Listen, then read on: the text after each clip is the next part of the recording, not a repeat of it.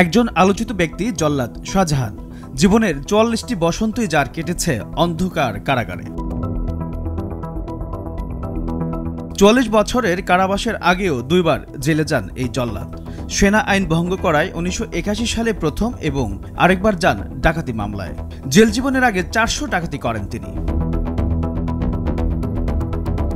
জেলখানায় কাটানো দীর্ঘ ৪৪ বছরের কারাজীবনে জাতির পিতা বঙ্গবন্ধু শেখ মুজিবুর রহমানের মৃত্যুদণ্ডপ্রাপ্ত ৬ আসামি ও যুদ্ধাপরাধীসহ ৬০ জনের ফাঁসি কার্যকর করে আলোচনায় আসেন তিনি। তাদের ফাঁসি কার্যকর করতে গিয়ে কি হয়েছিল তা জানালেন জল্লাদ শাহজাহান। কেমন ছিল জল্লাদ জীবন, এই বইতে শাহজাহান তুলে ধরেন সেই লোমহর্ষক বর্ণনা। এতে তিনি বলেন, বঙ্গবন্ধু হত্যাকাণ্ডের পর সবচেয়ে বেশি খুশি হয়েছিলাম যুদ্ধাপরাধীদের ফাঁসি দিতে পেরে।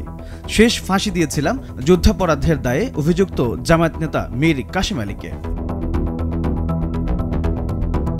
ফাঁসির জন্য মীর কাসেমকে কনডেম সেলে নিয়ে আসার পর তার রুম আমি নিজেই পরিষ্কার করে তাকে বিছানা করে দিয়েছিলাম। পরে কনডেম সেল থেকে যখন ভিআইপি সেলে শিফট করা হয়েছিল তখন তার দেখভালের দায়িত্বে আমিই ছিলাম। তখন থেকেই তার সাথে আমার কথাবার্তা হতো। সে জানতো আমি একজন জল্লাদ।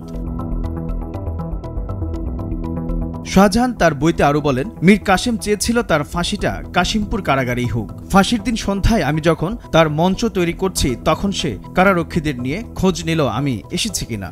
এরপর সে আমাকে ডেকে পাঠালো এবং বলল, যাক তুমি এসেছো, ভালোই হয়েছে।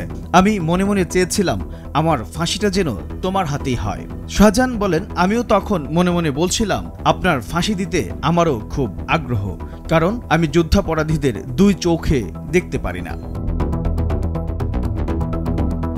শাহজাহান তার বইতে আরো বলেন, মীর কাসেম বলল তাড়াতাড়ি শেষ করে দিও এবং জানতে চাইলেন কতক্ষণ লাগবে। আমি বললাম বেশি না, ৩-৪ মিনিটেই শেষ হয়ে যাইবেন। এরপর মীর কাসেমকে হ্যান্ডকাপ পরালাম। জমটুপি পরানোর সময় সে বলল টুপিটা একটু পরে পরাও। তার কথা মেনে জমটুপি ছাড়াই কনডেম সেল থেকে বের করলাম। এরপর পা বেঁধে ফাঁসি কার্যকর করলাম। দীর্ঘ কারাভোগ শেষে গেল বছরের ১৮ জন মুক্তি পান জল্লাদ শাহজাহান। মুক্তির ৩৭০ দিন পর গেল ২৪ জুন রাজধানীর একটি হাসপাতালে চিকিৎসাধীন অবস্থায় পরপারে পাড়ি জমান তিনি। এইচ এম নাহিয়ান, ভোরের কাগজ।